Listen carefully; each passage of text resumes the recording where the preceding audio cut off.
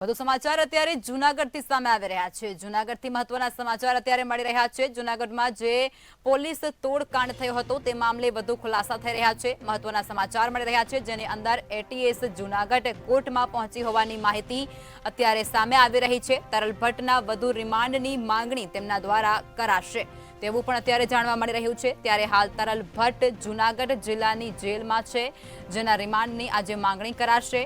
પૂછપરછ બાદ નવા ખુલાસા થયાની પણ શક્યતા છે તે સેવાઈ રહી છે। શક્યતાઓ સેવાઈ રહી છે કે પૂછપરછ બાદ અનેક ખુલાસાઓ થશે, વધુ માહિતીઓ મળશે।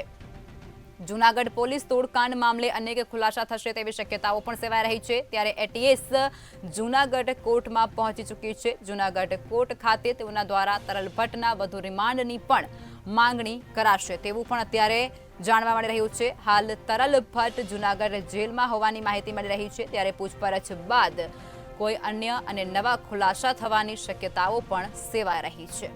તો આ સમાચાર અત્યારે જૂનાગઢથી મળી રહ્યા છે। જૂનાગઢની અંદર જે પોલીસ તોડકાંડનો મામલો થયો હતો તે મામલે હવે મોટા ખુલાસા અને વધુ સમાચાર મળી રહ્યા છે। એટીએસ જૂનાગઢ કોર્ટમાં પહોંચી ચૂકી છે અને તરલ ભટ્ટના વધુ રિમાન્ડની પણ તેમના દ્વારા માંગણી કરાશે તેવું પણ જાણવા મળી રહ્યું છે। જોકે હાલ તરલ ભટ્ટ જૂનાગઢ જિલ્લા જેલની અંદર છે।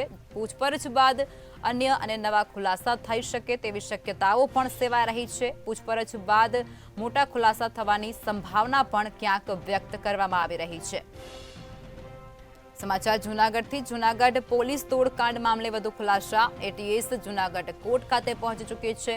આરોપી તરલ ભટ્ટના વધુ રિમાન્ડની માંગણી કરાશે તેવું પણ અત્યારે સામે આવી રહ્યું છે। તો આજ મુદ્દે વધુ વિગતો સાથે અમારા સંવાદદાતા અમર બખાઈ ફોનલાઈન પર જોડાયા છે। અમાર માહિતી મળી રહી છે કે એટીએસ જૂનાગઢ કોર્ટમાં પહોંચી ચૂકી છે અને રિમાન્ડની વધુ માંગણી કરાશે તરલ ભટ્ટના। શું છે વધુ માહિતી? બિલકુલ, એટીએસ ફરીથી આજે જૂનાગઢ કોર્ટ પહોંચી છે અને હાલ તરલ ભટ્ટ જે પીઆઈ છે તે જૂનાગઢ જેલની અંદર કેદ છે।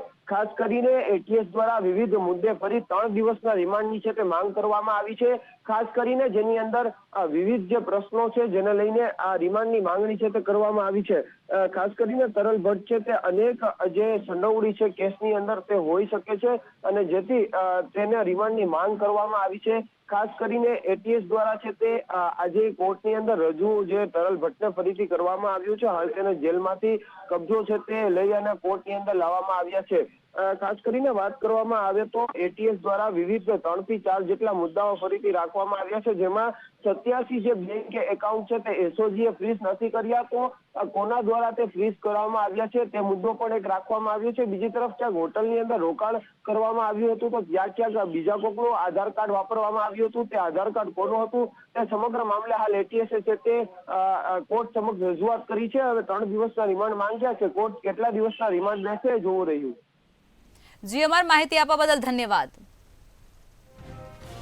જૂનાગઢમાં પોલીસ તોડકાંડ મામલે વધુ ખુલાસા, વધુ સમાચાર સામે આવી રહ્યા છે। એટીએસ અત્યારે જૂનાગઢ કોર્ટ ખાતે પહોંચી ચૂકી છે અને તેમના દ્વારા આરોપી તરલ ભટ્ટના વધુ રિમાન્ડની માંગણી કરવામાં આવશે તેવું પણ અત્યારે જાણવા મળી રહ્યું છે। હાલ તરલ ભટ્ટ જૂનાગઢ જિલ્લા જેલમાં છે અને પૂછપરછ બાદ કોઈ નવા ખુલાસા થયાની શક્યતા પણ સેવાઈ રહી છે। નવા ખુલાસાની સંભાવના પણ વ્યક્ત કરાઈ છે।